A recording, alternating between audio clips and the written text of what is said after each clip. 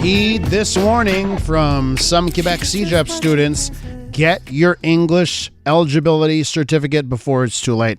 For some, they've learned that the hard way. And now what hangs in the balance is will they, won't they be able to study in English in the future? To avoid this from happening to others, Quebec's English School Boards Association urging parents and students to get their act together and apply for their English eligibility certificate, saying that there are advantages even if your child plans on going to French school later on. Let's go to Russell Copeman now, Executive Director of the Quebec English School Boards Association. Russell, welcome back. Good morning, Elias. So let's talk about this. Let's talk about this warning. We have one John Abbott College student who said, whoa, look what happened to me. In a nutshell here, what are you seeing? What is happening to Quebecers who don't have this certificate that can get one? So the situation changed a little bit after Bill 96, but even prior to Bill 96, Elias, we've been urging parents whose children are eligible to get that certificate of eligibility, even if they go to French schools, because that declaration of eligibility, that certificate, will enable their children's children, that is to say their grandchildren, to attend English schools, even if they went to French schools. So the law says if you get a certificate of eligibility, even if you went to a French school, you're reputed to have gone to an English school. Therefore, you can pass that right down to your progeny, right? Now, it requires some foresight, of course, because it means parents have to start thinking about their grandchildren, essentially, right? Yeah. So, but that has been in Bill 101 really since the beginning. So there are clear advantages in terms of access to English language education to obtaining your certificate of eligibility, regardless of whether you attend English schools. After Bill 96, there are a number of other quote-unquote advantages in what is otherwise a spectacularly bad bill for the English-speaking community, Bill 96. But there are a few advantages. If you have your certificate of eligibility, you can transform those 3 additional courses into French second language courses. If you don't have your certificate of eligibility, you have to take those 3 extra courses in French. Not the same thing. This is the CEGEP level. At the CEGEP level, you're talking about CEGEP exactly change, correct. yes. At the CEGEP level. Secondly, you get priority admission if you've been declared eligible for English language education in English CEGEPs. So there are now some advantages at the CEGEP level to being declared eligible for English education. And finally, Bill 96 uses this eligibility of for English education as one of the criteria to receive services, general government services in English. So you're seeing a whole new category of quote-unquote advantages. It's a little bit like Willy Wonka's golden ticket, right? If you've been declared eligible for English instruction, there are some advantages at the CEGEP level, and, by the way, advantages just as adults in terms of obtaining services, general government services in English. And on the CEGEP eligibility front, right? I've been pointing this out. One of the worst things about Bill 96 on the CEGEP level is that it imposes hard caps numbers-wise, not percentages-wise, not per capita ratio. It's a hard cap on the number of non-Anglos that can go to English CEGEPs.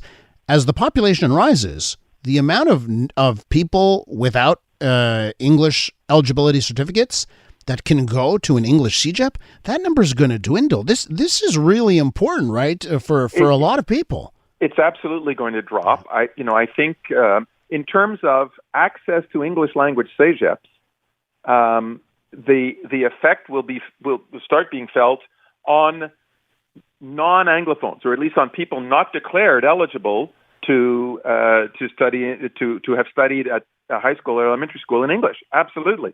It's a bit of a complicated formula. It involves the overall enrollment of CEGEPs and the overall enrollment of English CEGEPs. It's really quite nightmarish as a formula. But you're absolutely right. The end result is that the number of what we tend to call French students or allophone students, those who don't have a certificate of eligibility will start to drop off, and it will harm many French-speaking Quebecers who saw access to English CEGEPs as a way to learn English and be better prepared to meet the job market in a North American context. That's going to happen beginning next year. So this whole issue of certificates of eligibility has gotten much more significant, since the passage of Bill 96. And by the way, Elias, we're still waiting for those 400 plus backlogged certificates of eligibility to be issued for English schooling at the elementary and high school level. The ministry said they would try and clear that backlog, some of which dates back to June, by tomorrow, the 27th of September. Over 400 kids have been sitting at home because the Ministry of Education has been unable to process their certificates of eligibility in a timely fashion. Including those Ukrainian hockey players that are in Quebec. Russell, here's what I struggle with. We're with Russell Copeman, Executive Director of the Quebec English School Board Association. I struggle with, is this just government bureaucracy, or is there a bit of cruelty is the point? Like making it difficult, adding this extra hardship. Is there a bit of cruelty that's the point in this government? I don't know if this is something you want to touch because you got to deal with the government all the time. But what is your take? Right. So I think there is some overzealous interpretation and application of the law from civil servants. We're seeing that. But I think, Elias, it's partly due to the general atmosphere that has been created by this government with regard to the English-speaking community and the use of English. Mm-hmm. When you're sending a signal that you want to clamp down on the use of English in the civil service, that you want to clamp down on the use of English in the public sphere, well, it has repercussions. And we're seeing and feeling the results of those repercussions on a daily basis with civil servants who may not fully understand the law, but just sort of feel that now, well, I don't have to speak to you in English. We saw that with the young woman who was trying to get their driver's at the SAC done at the SAAQ, right?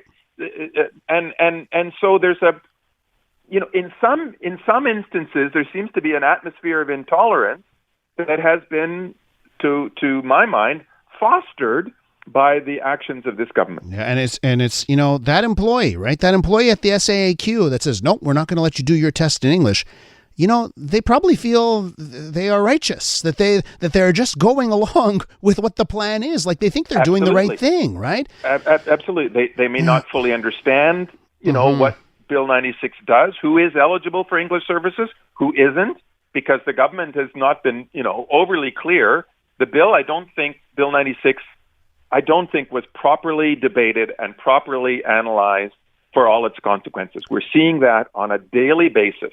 The Ministry of Education refuses to issue certificates of eligibility for people who were clearly eligible for English school if you're not in the school system. In other words, if you're 21 and you realize that you didn't get your certificate of eligibility, the Ministry of Education will not issue one to someone who went to English school at age 21 if they've left the school system. Uh-huh. But now that same certificate of eligibility is being used by the government, according to Bill 96, as one of the criteria to receive general government services in English.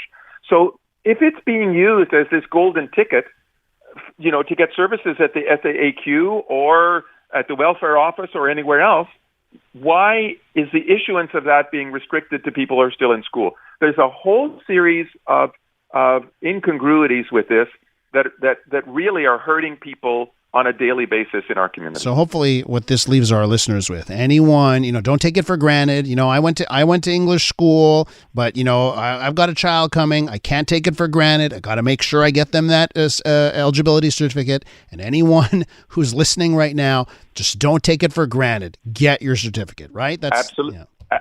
Absolutely. And by the way, they're already seeing an increase in requests for eligibility certificate. That we believe that increase will continue, and they don't have enough resources to process those requests on a timely basis. Oh boy! So it's only going to get worse, Elias. The Quebec Civil Service excluding healthcare and education, has increased by 6,000 jobs since the CAQ took power. That's 10%. Mm-hmm. I don't know where those people are and what they're doing, but they're not. But none of them are helping to issue certificates of eligibility in a more timely fashion. Russell, got to leave it there. Thanks so much for your time.